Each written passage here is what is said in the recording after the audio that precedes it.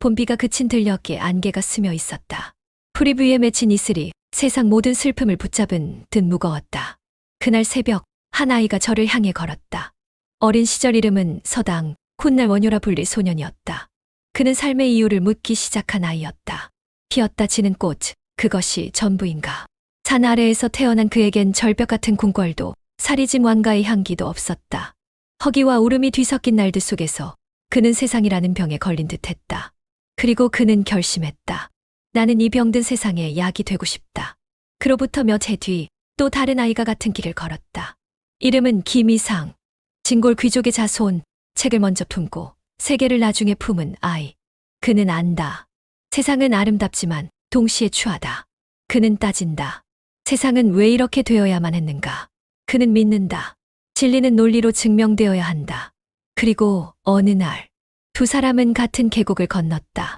한 사람은 물속의 돌멩이를 밟고 한 사람은 바람의 결을 읽으며 건넜다. 처음 만났을 때 그들은 서로를 곧잘 이해하지 못했다. 세상이 병들었음을 아느냐? 병이 무엇인지부터 먼저 규정해야 하지 않겠느냐. 원효는 웃었고 의상은 눈썹을 찌푸렸다. 그럼에도 이상했다. 다른 길에서 왔건만 그들이 걷고 있는 목적지는 하나였다. 밤이 되자 둘은 마른 풀 위에 앉아 별을 보았다. 침묵이 흐르고 작디작은 모닥불이 피었다. 너는 왜 이 길을 택했느냐? 의상이 먼저 물었다. 원효는 잠시 생각하다 말했다. 아무도 버리지 않는 길이기 때문이다. 그리고 되물었다. 너는? 의상은 조용히 책을 꺼내 모닥불 가까이 가져갔다. 나는 이 안에 아직 없는 진실을 찾으러 왔다. 불꽃이 튀었고 밤은 깊었다. 달이 두 사람의 이마를 동시에 비췄다. 서로 다름을 가진 두 사람이 그날 처음으로 한 점의 인연이 되었다. 신라 진평왕 39년, 서기 617년, 경북 경산의 외곽마을. 하늘이 낮게 깔리고 흙이 습기를 머금고 있던 어느 날, 한 아이가 태어났다. 그의 이름은 서당, 훗날 원효라는 이름으로 불리게 될 구도자의 시작이었다. 서당의 집안은 귀족은 아니었으나 학문을 아는 선비 가문이었다. 아버지는 마을에서 서적을 읽고 아이들을 가르치는 사람으로 소박했으나 맑은 정신을 지닌 이였다. 서당은 그런 아버지를 닮아 어릴 때부터 글을 잘 외웠고 어른들조차 놀랄 만큼 빠르게 경문을 익혔다. 그러나 그를 가장 특별하게 만든 것은 따뜻한 효심이었다. 어머니는 병약했으며 봄이면 자주 기침을 했다. 서당은 새벽마다 우물가에서 물을 길어 데워드렸고 약초를 캐러 산속으로 들어가 다리에 피가 마를 날이 없었다. 어머니는 늘 서당의 손을 잡고 말했다. 너는 아픈 사람의 손을 가장 따뜻하게 쥘 줄 아는 아이로구나. 그 말이 서당의 삶을 바꾸었다. 그는 아픈 이들을 위해 살고 싶다고 그 길을 걷겠노라고 마음먹었다. 20세 무렵 서당은 경주둔왕사에서 정식으로 출가한다. 집안에서는 반대하지 않았다. 어머니는 아들의 머리를 직접 밀어주며 말했다. 내 아들을 부처님 제자로 보내니 내가 죽어도 한이 없겠다. 서당은 그날 이후 속세의 아들이 아닌 세상의 아들이 되었다. 그는 곧 언어보다 더 앞선 자비의 길, 배우기보다 나누는 불법에 가까워졌다. 한편 또 다른 한 아이는 신라 율진에서 귀족의 아들로 태어났다. 김이상, 경주 김씨 진골 귀족으로서 그의 집은 신라 중심부와 직결된 혈통이었고 그의 학문은 세속에서도 정통성을 인정받았다. 의상은 조용한 아이였다. 감정보다는 원칙, 감각보다는 논리를 좇았고 글자를 보며 세상의 틀을 파악하려 했다. 그는 20세가 되던 해 왕경경주의 조응복사에서 출가한다. 세속의 기대를 뿌리치고 오직 진리라는 절대값을 좇기 위한 선택이었다. 나는 모든 종파의 언어가 하나로 수렴되는 진리를 보고 싶다. 그의 구도는 이해하려는 것이 아닌 관통하려는 것이었다. 그 후 분황사에서 두 사람은 처음 만난다. 서당은 따뜻하고 불같았고 의상은 맑고 깊은 우물 같았다. 그들은 서로 달랐지만 그 다른 색이 아름다운 무지개처럼 어우러졌다. 전란과 외교의 틈바구니 속 신라는 당나라로 유학을 떠날 고승들을 선별하고 있었다. 두 사람도 그 길에 오르기로 한다. 그들은 함께 해동의 불교를 배워 서방의 깊이로 확장시키고자 했다. 서기 650년 무렵 그들은 함께 당으로 향하는 직산 땅에 도착한다. 그러나 문제는 배였다. 신라 국적의 사승은 당이 입국이 거절되고 있었던 시기였다. 뱃사공은 말한다. 당 사신이 아닌 이상 정식 입국은 어렵소이다. 의상은 굳게 대답한다. 진리를 구하러 온 자를 어찌 문 하나가 막겠소. 서당은 웃으며 고개를 젓는다. 진리는 저 건너에만 있지 않다. 지금 여기에도 흐른다. 오늘 마신 물 한 그릇에도, 사람의 눈동자에도 진리는 비친다. 그날 밤, 두 사람은 모닥불을 사이에 두고 앉았다. 서당은 허름한 옷자락을 펴 노숙 준비를 했고, 의상은 남몰래 경권을 펼쳐 불빛 아래 정독했다. 서당은 문득 말한다. 의상아, 너는 책에서 답을 찾으려 하지. 나는 사람에게서 답을 찾고 싶구나. 의상은 눈을 들었다. 사람은 책보다 거짓말을 많이 하거든. 서당은 웃었다. 그래도 눈물은 거짓말을 못하더라. 그 작은 대화는 그들의 구도 방식이 결정적으로 다르다는 것을 드러낸다. 며칠 뒤, 의상은 당나라로 가는 사신단의 틈에 석겹배에 오른다. 서당은 그 모습을 멀리서 지켜본다. 책 속의 진리를 따라간 사람, 삶 속의 진리를 향해 걸어간 사람. 한 사람은 외국의 흙을 밟았고, 다른 한 사람은 신라 땅의 진흙을 다시 밟기 시작했다. 돌아오는 길, 서당은 문득 들판에서 아이들을 만난다. 그들은 굶주렸고 병들어 있었다. 그는 잠시도 망설이지 않고 보리죽을 쏘어 나누어 주었다. 오늘 내가 준 것은 그 어떤 경전보다 중요한 법이다. 그는 그렇게 다시 사람들 속에 길을 택한다. 한밤중, 의상은 배 위에서 달을 올려다본다. 파도가 출렁이고 심장은 두근거렸다. 그는 조용히 염송한다. 진리는 모든 소리에 숨어 있다. 이 물소리에도, 그의 발소리에도. 그 순간, 서당 또한 같은 달을 바라보며 중얼거린다. 우리는 같은 달을 보고 있다. 다만 다른 물결 위에서 달빛이 산마루를 넘고 있었다. 풀벌레 소리도 잦아든 깊은 밤. 서당, 아니 이제는 원유로 돌리는 젊은 승려는 혼자 걷고 있었다. 의상이 당나라로 떠난 뒤 그는 길을 되돌아 신라 땅을 걷고 있었다. 그 발걸음은 느리고 고요하고 어딘가 텅 비어 있었다. 마음속이 허전한 까닭은 단지 여정을 마치지 못한 실망 때문만은 아니었다. 진리는 정말 저 건너에만 있는 것일까? 그날 밤 원효는 한 동굴에서 잠을 청했다. 산 아래엔 야생 짐승이 울고 바람이 불었다. 그는 허름한 옷을 덮고 돌벽을 등불 삼아 눈을 감았다. 그러나 이상하게도 잠이 오지 않았다. 무언가 마음 한가운데에서 지워지지 않는 의상의 눈빛이 떠올랐다. 진리는 경전 안에 있다. 그의 말. 그래 나는 왜 경전을 꺼려 하는가? 나는 경전을 덮고 사람을 보려 했다. 그러나 어쩌면 사람 또한 스스로 경전인지도 모르겠구나. 그렇게 눈을 감았을 무렵 원효는 한 꿈을 꾼다. 꿈 속에서 그는 넓은 들판 위에 서 있었다. 온 세상은 안개로 가득 차 있었고 그 한가운데에 한 돌부처가 서 있었다. 돌로 만든 부처는 아무 말이 없었으나 그 침묵은 사람의 말보다 더 깊게 울렸다. 원효는 그 앞에 다가가 속삭였다. 부처님, 당신은 누구십니까? 나는 내 안에 있다. 그렇다면 왜 저는 당신을 멀리 찾고 있었던 겁니까? 너는 처음부터 나를 안고 있었다. 다만 그 품 안이 너무 익숙해 잊고 있었을 뿐이다. 그 순간 돌부처의 이마에서 한 줄기 빛이 흐르더니 원효의 이마에 닿는다. 순간 그의 심장이 뛰었다.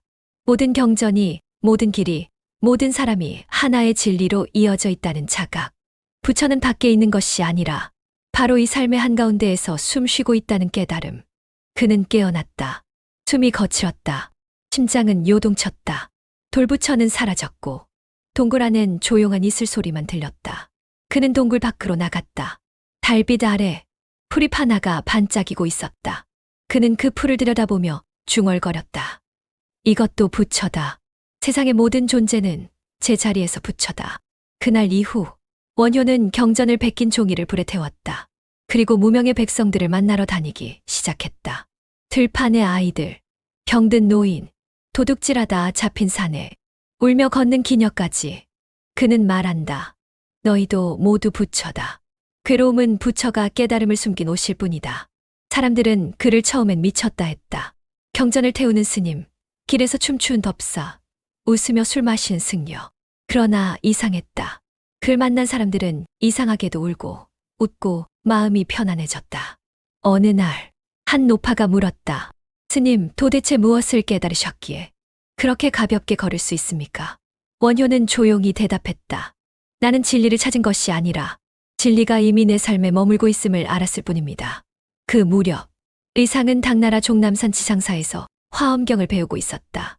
그는 매일같이 깨달음을 경전 속에서 갈무리했다. 질서, 체계, 논리. 그것은 그가 세상에 주고 싶은 선물이자 자신의 영혼이 마땅히 견뎌야 할 의무였다. 그 역시 한밤중 달빛 아래 원효를 떠올렸다. 그 사람은 지금 어디쯤 걷고 있을까? 그는 나보다 먼저 깨달았을지도 모르겠구나. 이후 수십 년, 사람들은 원효와 의상의 길을 나눠 불렀다. 한 사람은 문원의 법, 한 사람은 무문우원의 법, 한 사람은 화엄의 탑을 쌓고, 한 사람은 대중의 속살을 어루만졌다. 그러나 둘 다 진리의 하늘 아래 같은 등불이었다. 이후 원효는 소선거사라 자칭하며 스스로를 낮췄고, 의상은 당나라에서 화엄을 갈무리한 뒤 돌아와 부석사를 세운다. 그러나 진정한 깨달음의 첫 불꽃은 그 돌부처와의 밤에서 시작되었다. 당나라 민가에 머물던 의상은 병과 고독에 시달리다. 어느 깊은 밤 물소리로부터 무상무장의 깨달음을 듣는다. 그는 서서히 화엄이라는 사상의 심연을 들여다보게 된다. 당나라 둥주 동저 초겨울의 밤. 마을 외곽의 민가한 조촐한 방 한 칸. 그곳에 의상 스님이 누워 있었다. 그는 당나라로 건너온 뒤 고된 여정과 나쁜 음식으로 병이 들었다. 몸은 쇠약했고 기침은 멈추지 않았으며 밤마다 열이 올라 잠들 수 없는 나날이 이어졌다. 의상은 자신의 상태를 담담히 받아들였다. 몸은 이 땅의 흙과 물로 이루어졌으니 이국에서 무너진다 한들 그 또한 무슨 집착이랴. 하지만 마음 한편 그는 흔들리고 있었다. 나는 왜 이 먼 곳까지 왔는가? 진리를 구하겠다 하였지만 그 진리는 나를 병들게 한 것인가? 그날 밤도 잠은 오지 않았다. 바깥에서 가느다란 물소리가 들렸다. 지붕을 타고 내려온 빗방울이 돌 항아리에 떨어지는 소리였다. 툭툭툭. 매우 작고 일정했으며 어딘가 멈추지 않는 시간의 소리 같았다. 의상은 등을 돌려 창가에 기대어 그 물소리를 듣기 시작했다. 어느 순간 그는 그 소리 속에 무엇인가가 있다는 것을 느꼈다. 그것은 설명할 수 없는 울림이었다. 왜 그 작은 소리가 내 생각을 멈추게 하는가? 그는 숨을 죽이고 그 소리만을 듣기 시작했다. 툭툭툭. 이 소리는 어디에서 오는가? 항아리인가? 지붕인가? 물인가? 공기인가? 아니다. 그것은 이 모두가 서로의 자리를 빌려 잠시 드러낸 소리였다. 그 순간 의상의 마음 속에서 무언가가 뚝 하고 끊어졌다. 존재는 고정된 것이 아니다. 모든 것은 만남이며 머무름이며 다시 터지는 인연일 뿐이다. 그는 법계 연기 파지의 유엔치라는 말을 경전 속에서 처음 배운 날을 떠올렸다. 하지만 지금 그는 그것을 귀로 듣고 몸으로 안 거지였다. 의상은 속으로 중얼거렸다. 공콩이란 텅 빈 것이 아니구나. 공이란 집착하지 않는 관계요. 존재와 존재가 서로를 비추는 거울의 장이로다. 그 순간 그는 한 구절의 깨달음을 마음속에 새긴다. 모든 존재는 서로를 통해 존재하며 그 누구도 홀로 있지 않다. 그러므로 너는 어느 것도 붙잡을 수 없고 동시에 모든 것에 닿아 있다. 의상은 일어나 앉았다. 기침이 났지만 얼굴에는 희미한 미소가 떠올랐다. 그는 그날 밤 물가에 나가 돌 하나를 주워 손에 쥐었다. 그 돌은 그에게 돌이 아니었다. 이 돌도 나도 물도 항아리도 다만 이 순간이라는 하나의 만남 속에서 스쳐가는 인연일 뿐이다. 며칠 뒤 병세는 조금씩 나아졌다. 그는 민가를 나와 다시 종남산 지상사로 향했고 그곳에서 지엄주이안을 스승으로 모시며 본격적으로 화엄학을 닦기 시작했다. 그러나 그의 가르침의 깊이는 이전과 달라져 있었다. 경전은 그늘이다. 빛은 경험 위에 있다. 그는 글보다 먼저 사람들의 침묵과 표정과 관계를 읽기 시작했다. 훗날 그는 제자들에게 묻는다. 너희는 물소리를 들은 적이 있느냐? 그 물소리 안에 모든 법문이 들어있다. 제자들은 고개를 갸웃했으나 그 눈빛에 아무도 반문하지 못했다. 귀상은 알았다. 설법은 입이 아니라 존재로 하는 것임을. 이때부터 그는 화엄경 60권을 요약해 화엄 일승법계도 단 210자로 정리하게 된다. 그 한자 한자에는 그날 밤 들었던 물소리의 떨림과 비움이 들어있었다. 어느 날 의상은 제자에게 말했다. 나는 나무에 앉아 경을 읊었으나 가장 큰 법문은 물이 들려주었다. 그것은 말보다 느리고 글보다 정확하며 마음보다 오래 머문다. 그날 밤 의상이 들었던 그 물소리는 그의 사상 전체를 바꾸었다. 그는 더 이상 경전 속 단어를 외우는 자가 아니라 세상을 법경 바징으로 비추는 자가 되었다. 세상은 말없이 흐르고 깨달음은 물처럼 고요히 다가왔다. 한 아이가 길에서 원효에게 돌을 던진다. 그는 그 돌을 주워 입에 넣고 씹는다. 그리고 말한다. 진리는 맛에도 있다. 다음 이야기는 감각으로 깨달음을 얻는 구도자의 여정을 따라간다. 원효는 길을 걷고 있었다. 신라 경계 마을, 아직 봄이 들기 전의 땅. 논밭은 말라 있었고 마을 사람들은 굶주림에 지쳐 있었다. 그는 민가를 찾아다니며 병든 자의 몸을 닦고 아이들의 상처를 씻기고 보리죽을 쑤어 나누었다. 그러나 사람들이 모두 그를 반긴 것은 아니었다. 도포는 낡았고 머리는 기었으며 웃는 얼굴은 이상했다. 스님이라더니 미친 사람 같더이다. 글자도 없이 중일합시고 돌아다니며 춤이나 추고. 한 어른이 그렇게 말하고 있을 때 한 아이가 원효를 향해 흙덩이를 던졌다. 툭. 흙덩이가 그의 발 앞에 떨어졌다. 사람들이 숨을 죽이고 지켜봤다. 그런데 원효는 그 흙을 집어들었다. 그리고는 가만히 냄새를 맡더니 입에 넣고 씹었다. 사람들이 놀랐다. 아이조차 놀라 숨을 삼켰다. 원효는 흙을 다 씹고 나서 말했다. 이 흙은 겨울을 묵은 속에서도 봄을 품고 있구나. 그의 말은 천천히 퍼졌다. 어떤 이는 조롱했고 어떤 이는 울었다. 하지만 그날 저녁 그를 쫓아내려 했던 집에서 조심스레 따뜻한 죽 한 그릇이 놓였다. 그는 그것을 아무 말 없이 먹었다. 그날 밤 원효는 혼잣말을 중얼거렸다. 나는 부처를 그래서 찾지 않았다. 나는 부처를 흙에서, 입에서, 이 땅의 냄새에서 찾았다. 그는 문득 부처가 깨달음을 얻기 전의 모습을 떠올렸다. 보리수 아래 단식과 고행을 하던 시절, 그 고행조차 몸을 멀리한 교마님을 간파한 부처는 마침내 우유죽 한 그릇을 받아먹고 깨어났다는 그 이야기. 몸을 버리고 진리를 얻을 수는 없다. 진리는 이 몸을 통과해서야 드러난다. 그 다음 날 원효는 마을 아이들을 모아놓고 이렇게 말했다. 너희는 눈으로 배운다. 나는 입으로 배운다. 아이들이 깔깔 웃었다. 스님, 흙도 배우는 겁니까? 그는 말했다. 그렇다. 흙은 말이 없다. 하지만 세상 모든 날보다 정확하게 진실을 말해준다. 그날 이후 그를 따라 걷는 아이들이 생겼다. 사람들은 그를 여전히 이상하게 여겼지만 그의 손에서 나눠주는 따뜻한 미소와 보리죽은 거짓이 아니었다. 원효는 어느 날 스스로에게 물었다. 깨달음이란 무엇인가? 그리고 답했다. 깨달음은 흙을 흙이라 부르지 않는 것이다. 그것이 나를 던진 것이든 나를 키운 것이든 모두가 부처의 손에서 온 것이다. 그는 법당을 짓지 않았다. 강단을 만들지 않았다. 다만 걷고 듣고 씻고 먹고 베풀었다. 그가 다녀간 마을엔 작은 노래가 남았다. 웃는 스님이 다녀가면 땅에도 미소가 핀다네. 그 무렵 의상은 여전히 당나라 지상사에서 화엄경 60권의 정수를 꿰뚫고 있었다. 그는 글자를 따라 마음의 구조를 분석했고 진리의 체계를 구축하고 있었다. 그러나 어느 날 문득 떠오른 한 얼굴. 그이는 지금 무엇을 보고 있을까? 의상은 천천히 웃었다. 나는 글 속에서 진리를 찾고 그는 흙 속에서 찾는구나.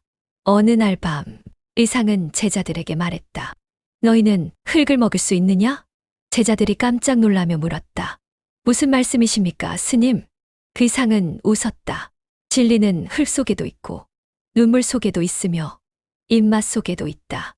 그것을 아는 자만이 중생을 가르칠 수 있다.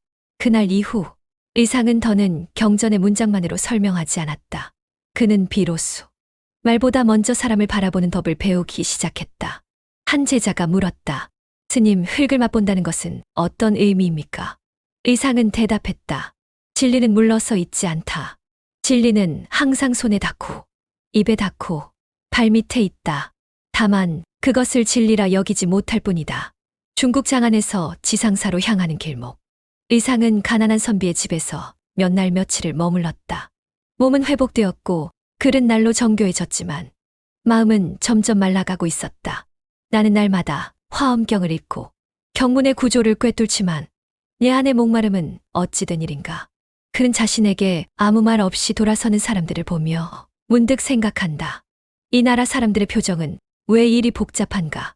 그날 밤 노모를 간병하던 여인의 집에 머무르던 중 의상은 무심코 말한다. 당신 어머니는 곧 극락으로 가실 것입니다. 너무 애쓰지 마시오. 그러자 여인은 조용히 고개를 숙이며 말했다. 스님의 말은 옳지만 저에게는 어머니가 전부입니다. 그 말을 들은 순간 의상은 마치 한 대 얻어맞은 듯한 충격을 받는다. 그는 방으로 돌아와 자신이 외운 수많은 문장을 되짚어 보았다. 나는 늘 무상하니 집착을 버려라라고 말하지만 나는 정작 그 말이 사람의 가슴에 어떻게 닿는지를 모른다.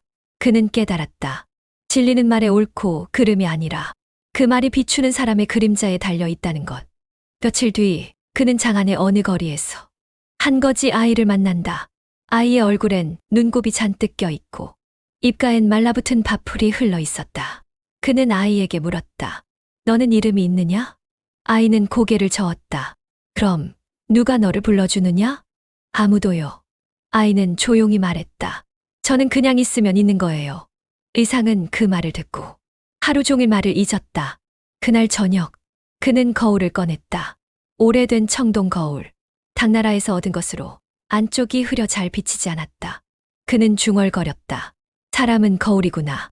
말은 안 해도 그의 눈빛, 입술, 얼굴 주름 하나하나에 나의 교만이 비친다. 그는 스승 지엄을 떠올렸다. 지엄은 말보다 침묵을 길게 가르치던 이였다. 경문을 틀린 제자에겐 꾸짖지 않고 하루 종일 그의 행동만 지켜보았다. 그제야 의상은 스승이 말하고자 했던 가르침의 뜻을 이해하게 된다. 진정한 불교란 타인의 입장을 통해 자기 마음을 보는 것, 그 마음이 일어나는 자리를 보는 것. 그날 이후 의상은 글 공부를 멈추지 않았지만 사람을 보는 눈이 달라졌다. 거지의 눈에도, 간병하는 여인의 손에도, 자신을 피하는 장정의 등에도 그는 나를 발견했다. 제자 법장이 훗날 묻는다. 스님, 진리를 가장 먼저 가르쳐줄 사람은 누구였습니까? 지엄 스님이셨습니까? 의상은 조용히 고개를 저었다. 진리를 가르쳐준 이는 이름 없는 아이였고 어머니 곁을 지키던 여인이었으며 내 말을 피하던 남자였단다.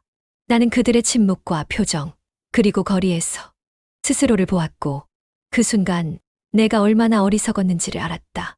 의상은 이때부터 스스로를 거울이 되어야 할 사람이라 다짐한다.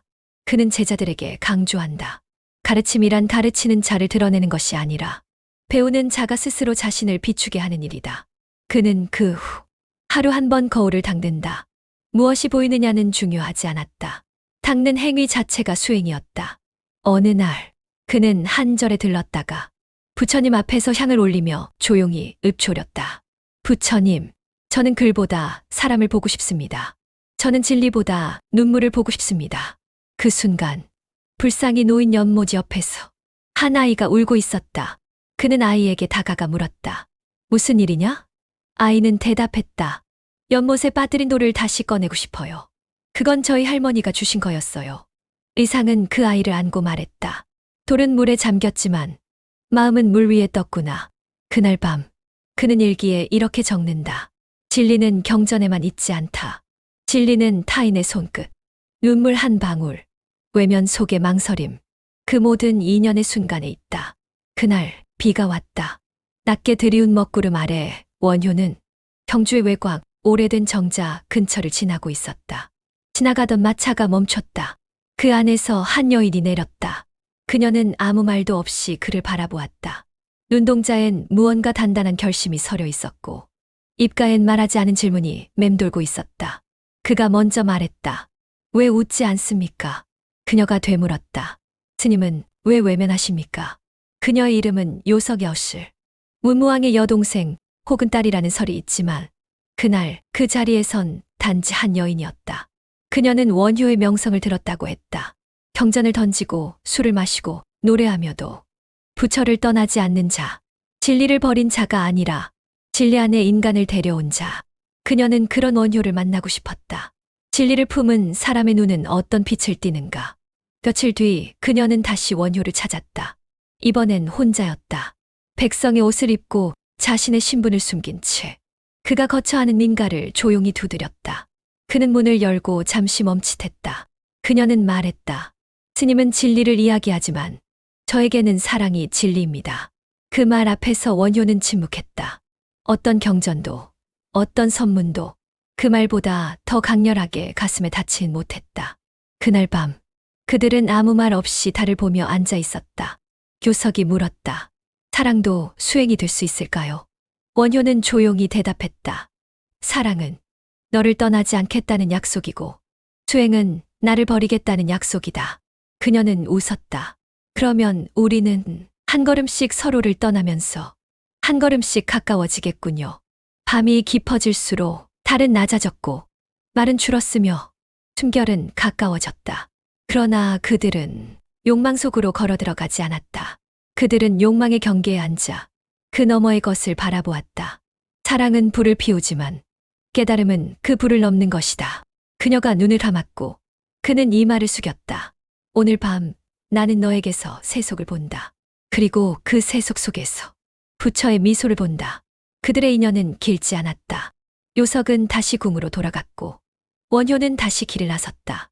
그러나 그 짧은 인연은 그의 생에 가장 깊은 물결을 남겼다. 몇 해 뒤 한 아이가 태어났다. 설총, 훗날 신라 최고의 유학자, 이두문의 창시자. 그는 원효의 아들이었다. 그러나 원효는 그를 보러 가지 않았다. 그는 말했다. 나는 아비로서 남지 않겠다. 다만 너의 삶 어디에선가 나의 흔적이 바람처럼 스치기를 바란다. 사람들은 원효를 비난했다. 여인을 취한 중, 돌을 팔고 육정을 좇은 자. 그러나 그는 웃으며 말했다. 나는 진리를 사랑 안에서 보았다. 그리고 그 사랑조차 놓을 수 있을 때 나는 더 멀리 걸어갈 수 있었다. 의상은 훗날 이 이야기를 듣고 말했다. 그는 사랑으로 수행을 했고 나는 수행으로 사랑을 피했다. 그 둘은 달랐다. 그러나 그 다름이 그들을 함께 나아가게 했다. 원효는 요석과의 인연 이후 사람의 감정을 더 깊이 이해하게 되었다. 그는 말했다. 사랑은 허상이 아니다. 사랑은 무아를 배우는 가장 뜨거운 길이다. 사랑하되 집착하지 않고 아프되 원망하지 않을 때 그것은 곧 깨달음이다. 어느 날 그는 폐사된 절터에 앉아 조용히 이렇게 읊조렸다. 사랑하는 이를 놓을 수 있는 사람이 세상을 놓을 수 있다. 사랑은 미망이 아니라 존재의 연기를 가장 또렷이 보여주는 불꽃이다. 의상은 지엄 스님 곁을 떠날 때 아무 말도 남기지 않았다. 지엄은 다만 그를 가만히 안아주었다. 오래된 종이처럼 부드러운 목소리로 말했다. 내가 깨달음을 얻었다면 이제는 그걸 말하지 않아도 되는 곳으로 가거라. 의상은 고개를 숙였다. 그는 화엄경 60권을 꿰뚫었고 그 핵심을 210자에 압축한 법궤도로 남겼다. 하지만 그것보다 더 무거운 것은 그가 당나라에서 떠나며 등에 짊어진 침묵이었다. 신라로 돌아오는 길, 배 위에서 그는 하늘을 보았다. 별은 다 탔지만 그의 마음은 전과 같지 않았다. 나는 이제 모든 것이 하나임을 아는 자가 되었지만 동시에 나와 모두가 멀어졌음을 아는 자가 되었다. 신라 남해안에 닿은 날 항구에 그를 맞이하러 온 사람은 아무도 없었다. 왕실에서도 사찰에서도 심지어 분황사에서도 그의 귀국은 조용했다. 그는 허름한 승복을 입고 걸어 경주까지 왔다. 그러나 그 길에서 그를 알아보는 이는 단 한 사람도 없었다. 어느 마을을 지나며 그는 아이들에게 물었다. 너희는 부처님을 아느냐? 아이들은 고개를 저었다. 우리는 밥을 줬던 스님은 알아요. 그는 아무 말도 하지 못했다. 지엄에게 배운 심원교리, 수천 장의 필사본, 210자의 법궤도, 그 모든 것이 이 아이들에겐 아무 의미 없었다. 그날 밤 그는 허름한 초가에서 스스로에게 물었다. 나는 누구를 위해 이 모든 길을 걸은 것인가? 그는 그간 스스로를 진리의 통로라 여겼다. 그러나 지금 그는 텅 빈 항아리처럼 울리고 있었다. 그때 창밖에서 누군가의 목소리가 들렸다. 스님, 배가 고픈데 여기 따뜻한 국물 한 그릇 있사옵니다. 문을 여니 노파 하나가 그를 위해 죽을 끓이고 있었다. 지금은 부처님 이야기도 깨달음 이야기도 필요 없지요. 사람은 먼저 따뜻해야 그 다음에야 들을 귀가 열리는 법이 옵니다. 그 말은 의상의 가슴에 박혔다. 그는 한참 동안 아무 말 없이 죽을 들이켰다. 부처의 말은 죽보다 나은 적이 드물었다. 그는 다음 날 글 쓰지 않았다. 대신 아이들에게 나무를 줍고 가난한 집에 불을 피우고 병든 이를 위한 약초를 구했다. 진리를 말하지 않고 살기로 했다. 그는 그날 저녁 조용히 읊조렸다. 진리는 말에 있지 않다. 진리는 누구를 바라보는 눈길 안에 있다. 그는 이후 태백산 자락에서 부석사의 털을 닦기 시작한다. 그러나 기와를 올리기 전 그가 만든 건 사람들이 함께 모일 수 있는 평평한 마당이었다. 부처는 대웅전에 앉기 전 사람들 사이에 먼저 앉아야 한다. 사람들은 의상을 다시 보기 시작했다. 처음엔 당나라에서 경전을 배운 고승이라 불렸지만 곧 말 없는 스님, 사람의 표정부터 보는 스님이라 불렸다. 어느 날 그는 제자에게 이렇게 말했다. 진리를 전하기 전에 그 사람의 발을 씻어 주어라. 발이 더러우면 마음도 다친다. 의상의 눈빛은 날카롭지 않았다. 그러나 사람의 마음이 흔들리는 순간 그는 누구보다 먼저 그 진동을 읽었다. 그는 말을 아꼈고 경전보다 사람을 먼저 외웠다. 그리고 마침내 신라불교 안에 화엄이라는 씨앗을 심었다. 그것은 단지 철학이 아니라 세상을 연결하는 마음의 구조였다. 훗날 제자 법장이 묻는다. 스승님은 돌아오신 날 왜 누구에게도 먼저 알리지 않으셨습니까? 의상은 웃으며 말했다. 누가 날 알아주는지 알고 싶지 않았다. 누구도 날 기다리지 않을 때 나는 비로소 참되게 올 수 있었지. 그는 돌아왔지만 누구도 그를 알아보지 않았다. 그래서 그는 더욱 사람 속으로 들어갔다. 진리는 머리에만 담기는 것이 아니라 두 손으로 따뜻하게 건네질 때 살아나는 것임을 그는 그 침묵 속에서 깨달았다. 사람들은 묻곤 했다. 원효 스님, 왜 요즘엔 아무 말도 하지 않으십니까? 그는 그저 웃었다.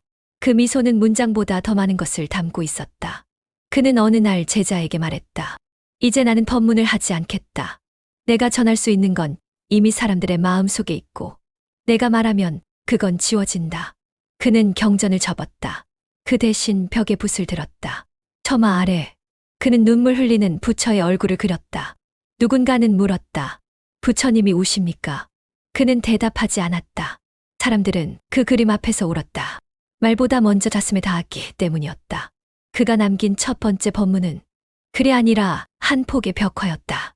그는 절을 짓지 않았다. 그는 마당을 만들었고 사람들이 모여 숨을 쉬고 나란히 앉고 손을 씻을 수 있는 공간을 마련했다. 부처님이 계신 곳은 대웅전이 아니라 사람들이 눈을 마주치는 그 자리에 있다. 하루는 한 노인이 병든 아내를 안고 원효를 찾았다. 스님, 이 사람은 오래된 병으로 밤마다 통곡합니다.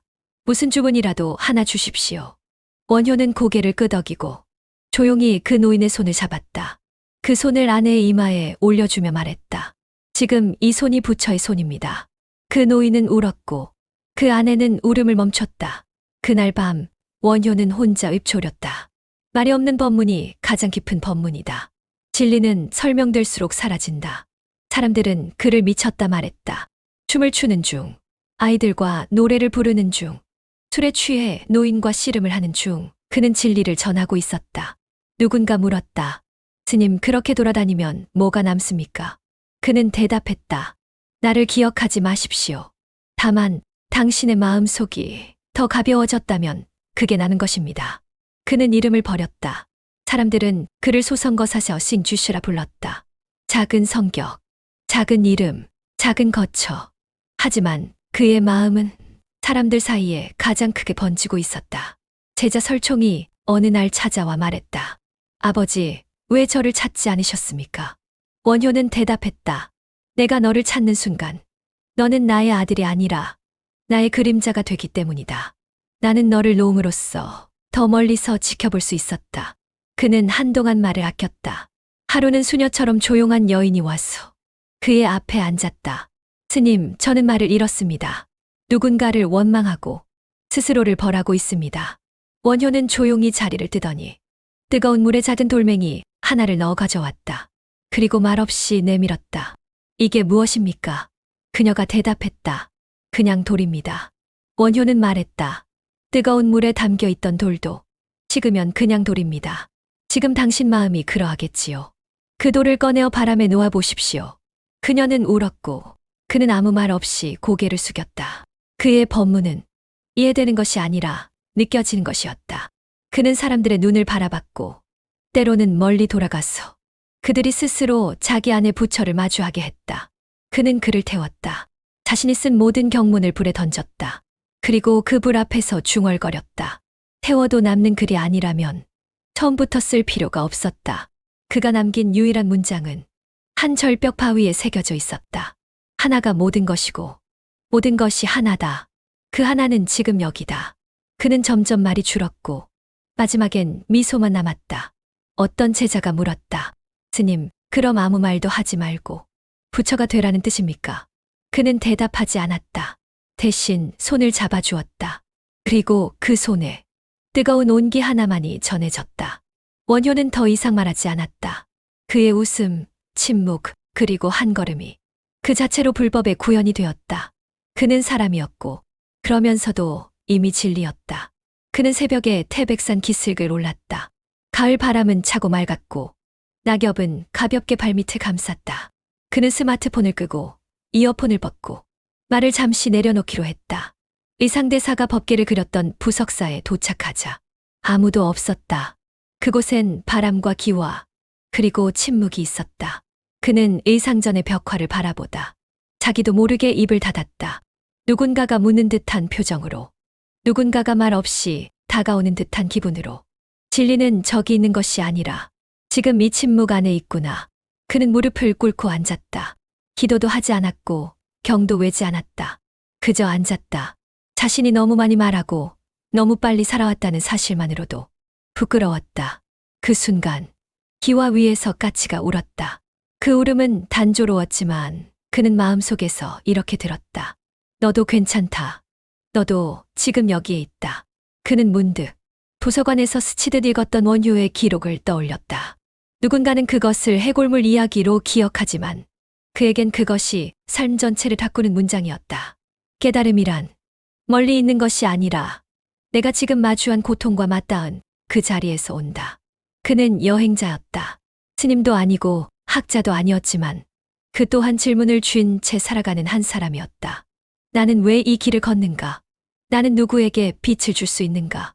그날 오후 그는 부석사 아래 찻집에 들러 노승과 마주 앉았다. 노승은 물었다. 왜 혼자 왔는가? 그는 대답했다. 혼자지만 혼자라고 느끼지 않기 위해서입니다. 노승은 미소 지었다. 좋은 말이구나. 원효도 그랬을 것이다. 노승은 찻잔을 앞에 놓고 다시 물었다. 진리는 무엇이라 생각하는가? 그는 잠시 숨을 고르고 말했다. 진리는 누군가가 내 말에 귀를 기울여주는 순간 생기고 누군가의 등을 다정히 써주는 손끝에 머물고 내가 아닌 타인을 잠시 더 깊이 이해하려 할 때 피어나는 것 같습니다. 노승은 조용히 눈을 감았다. 그래, 그것이 진리다. 그리고 그것이 수행이다. 그는 하산하며 이렇게 썼다. 등불은 남이 쥐어주는 것이 아니다. 등불은 내가 꺼뜨리지 않았을 때 계속 이어지는 것이다. 원효와 의상의 등불은 그대 말이 아니라 그들이 꺼뜨리지 않은 삶에서 비롯되었다. 그날 밤 그는 노트북을 켜지 않았다. 대신 벽에 작은 메모를 붙였다. 오늘 나는 한 사람에게 미소를 주었는가? 오늘 나는 내 생각 아닌 남의 마음을 먼저 이해하려 했는가? 오늘 나는 내가 두려워하던 것을 조용히 마주했는가? 그는 그렇게 현대인의 언어로 원효와 의상의 길을 다시 걷고 있었다. 100km 떨어진 어느 도시 병원. 간호사 하나가 조용히 환자의 손을 잡는다. 말을 잃은 노인은 고개를 끄덕이며 눈물을 흘린다. 그 간호사는 알지 못한다. 자신이 지금 말 없는 법문을 하고 있다는 것을. 어느 고등학교의 선생 하나는 학생에게 이렇게 말한다. 성적이 인생이 전부가 아니야. 너는 그 성적표보다 더 넓은 존재란다. 그는 알지 못한다. 자신이 지금 법계를 그려주고 있다는 것을. 지하철 안. 젊은 여성이 무거운 가방을 든 노인을 위해 일어난다. 노인은 고맙다는 말을 하지 않지만 그 눈빛은 지엄이 의상에게 보내던 그 눈빛과 같았다. 진리는 절 안에 있지 않다. 진리는 책 안에 갇혀 있지 않다. 진리는 지금 여기 살아있는 사람들 속에서 울리고 있다. 어느 누구도 원효와 의상을 다 외울 필요는 없다. 그들을 기억하는 방식은 그들의 말을 흉내내는 것이 아니라 그들이 살았던 마음을 내 안에 심는 것이다. 그는 침대에 누워 하루를 떠올린다. 그리고 조용히 눈을 감으며 속삭인다. 오늘도 등불은 꺼지지 않았다. 1300년 전, 원효는 길 위에서 웃었고 의상은 물소리에서 진리를 들었다. 오늘, 한 청년은 부석사에서 침묵을 마주했고 한 간호사는 손끝으로 마음을 전했다. 그 등불은 건너왔다. 어둠 속에서 말 없이, 그러나 분명히